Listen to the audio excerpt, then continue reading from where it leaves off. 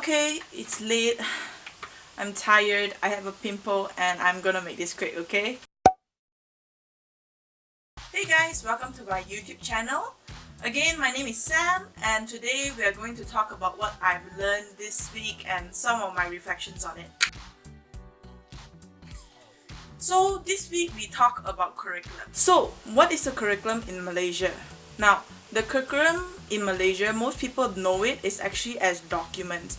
So the KSSR or the KBSR, basically it's a guidance for teachers, and you see in these official documents, it can include things such as delivery method, and also course subjects or the actual subjects itself. The whole point of everything is to have a systematic learning experience. Of course, this systematic learning experience will obviously include the hidden curriculum. It is important to note when it comes to all this that because this curriculum is just a guide, teachers play an important role in implementing this curriculum in classroom. Now, in curriculum, or especially curriculum in Malaysia, it is important that the curriculum is relevant to current needs. It has guidelines that will help teachers build students into people that will contribute to the society, and it must of course include aspects of love and patriotism towards the country.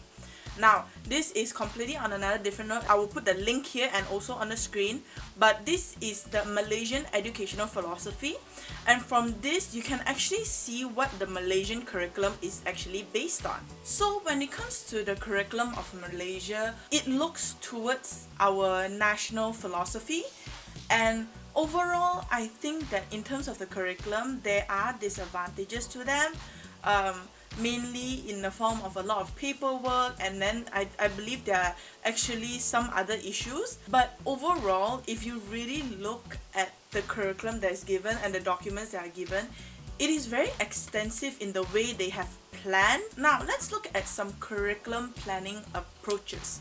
Now there's 4 approaches to look out for, which is a Tyler, Taba, Steenhouse, and also the emergent curriculum. Now, to make it very simple, let's compare Tyler, Taba, and the emergent all at once. They all have very similar way of going about it. You start with finding out the needs. And although Tyler wasn't explicitly saying that you had to find out the needs, he did mention that it was important to look at the sources of the student, the subject matter, and also the community at large. Then after the objectives, you have identifying the learning experiences. All of them have a step that is similar to that.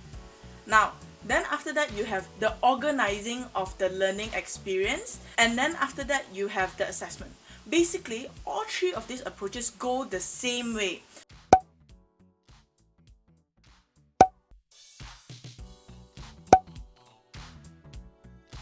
There are slight differences, like for example, Tyler is a linear approach, and therefore it does not really talk about social and society change on the changes it has to be made on the curriculum. And then with Taba, it's actually very specific. It looks into a lot of aspects, especially in terms of the needs as mentioned earlier. And then for the emergent curriculum, it talks about one of the steps is knowledge.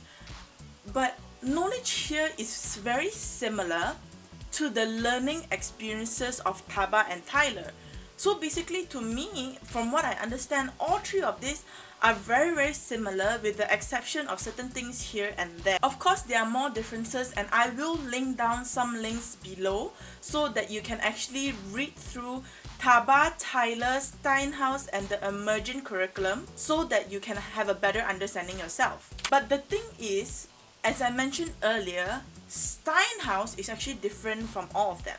When I was looking through it, it was very difficult for me to actually find the steps, and I was actually quite confused at first.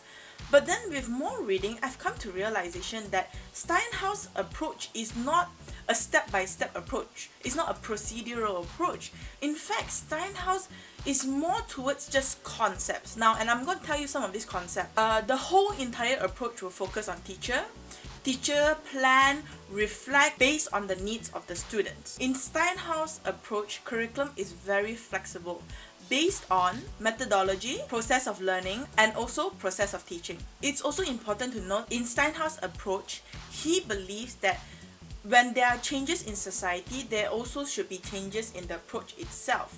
Now, the most important thing about this is that educators actually evaluate dynamics and not results. Now, my personal view on all of this is that it's structured very similarly with the exception of Steinhaus, and because of that, personally, I feel like if there is a limitation to one of these, okay, one can actually consider mixing another approach so that these limitations can be taken out and converted into benefits. Of course, again, I'm coming from a student's perspective. I don't know that much, but it's really something to consider. Okay, now in this part of the class, let's talk about curriculum. There is two types of curriculum. The formal curriculum, this is what we all know, the documents, the KSSR, so on and so forth, the formal things. And then there's something that's more interesting, which is called the hidden curriculum.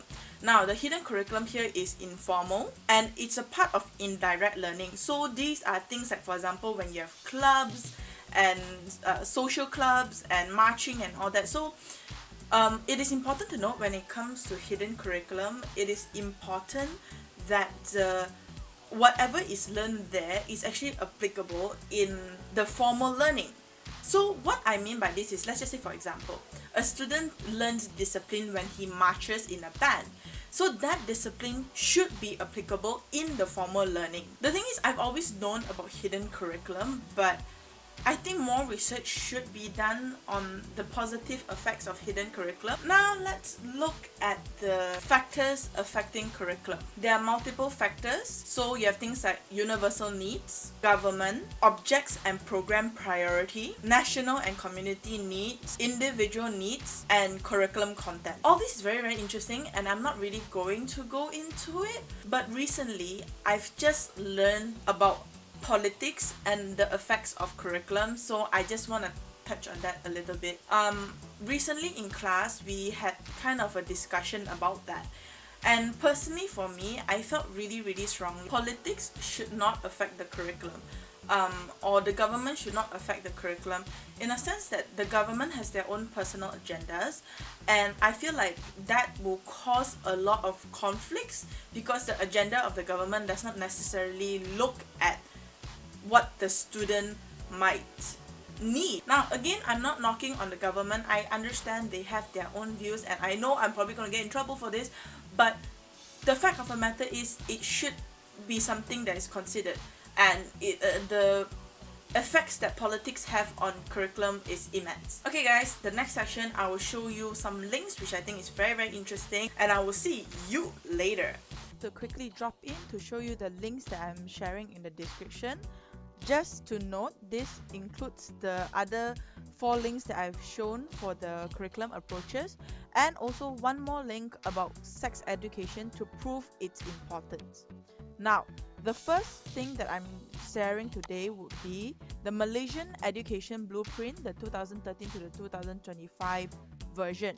Now, with this, the reason why I'm sharing this is because I think that it's important. If you really want to know what the Malaysian curriculum is like, you have to look at this. Now, the second thing that I will be showing is by Knowledge Works is 4 ways to choose a better curriculum. Now, we've been talking about curriculum approaches, but how do you exactly choose one? Now, here are some questions that you might want to consider. You're not forced to take this into consideration, but you're encouraged to. I think these are some good questions that a teacher can ask themselves if they want to know what curriculum they should choose. Okay guys, that's the end of the video. Thanks for watching. Please subscribe. Have a great day. Bye!